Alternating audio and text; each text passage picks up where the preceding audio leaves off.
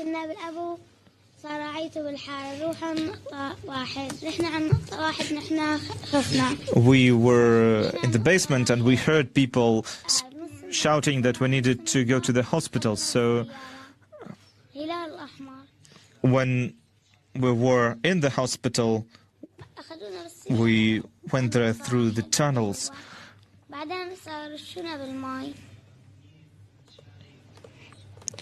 At the hospital, they started pouring water on me, cold water. Thank you. No symptoms of chemical poisoning. That's how local doctors are describing the aftermath of the attack in the Syrian city of Douma on April the 7th. Witnesses explained how it all unfolded to the UN-backed chemical watchdog just an hour or two ago, alongside Russia's representative to the group.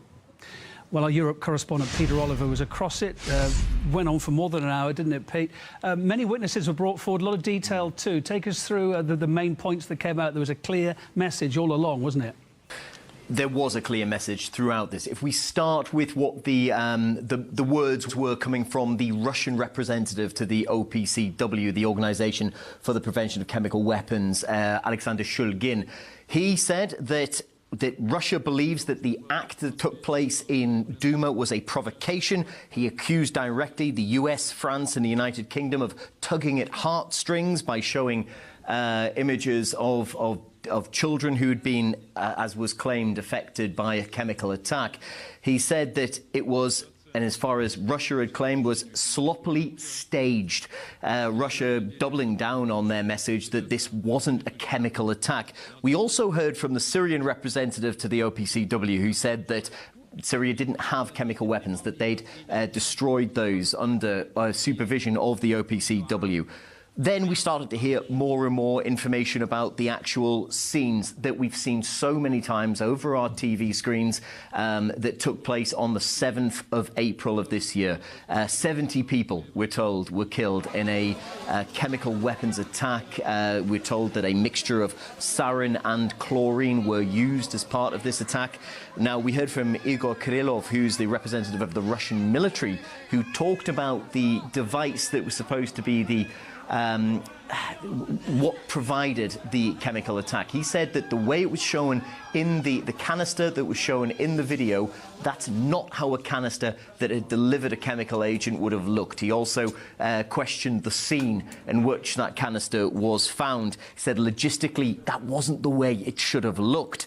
Now, we also, though, heard from one of the standout witnesses of this attack, 11-year-old Hassan Diab. He spoke at length about what he experienced on that day.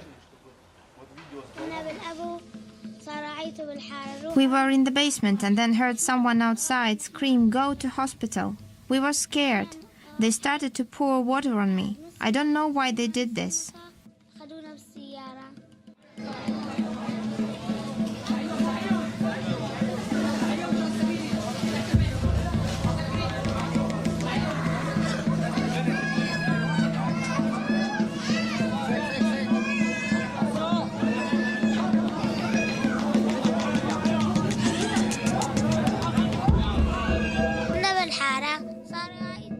They told all of us to go into the hospital. I was immediately taken upstairs and they started pouring water on me.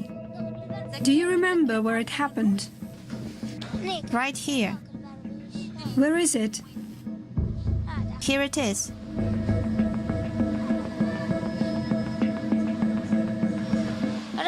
They poured water on me. They put me here and then took me upstairs to my mother.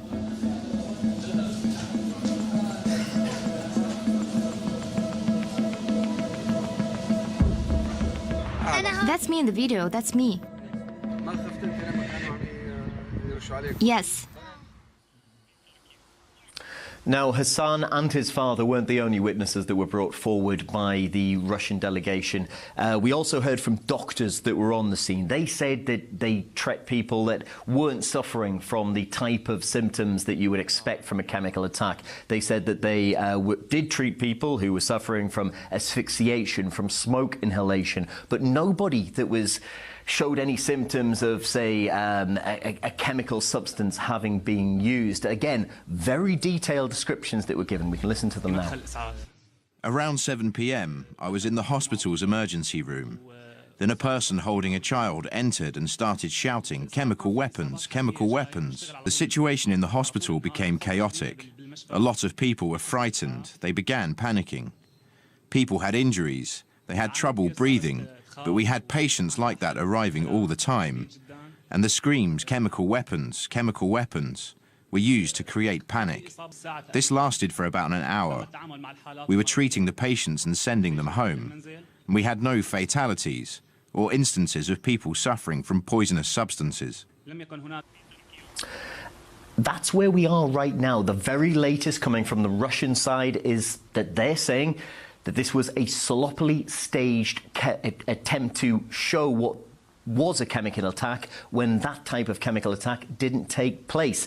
Those words exactly used by the Russian delegate to the OPCW, the Organization for the Prevention of Chemical Weapons. He said it was a sloppily staged chemical attack.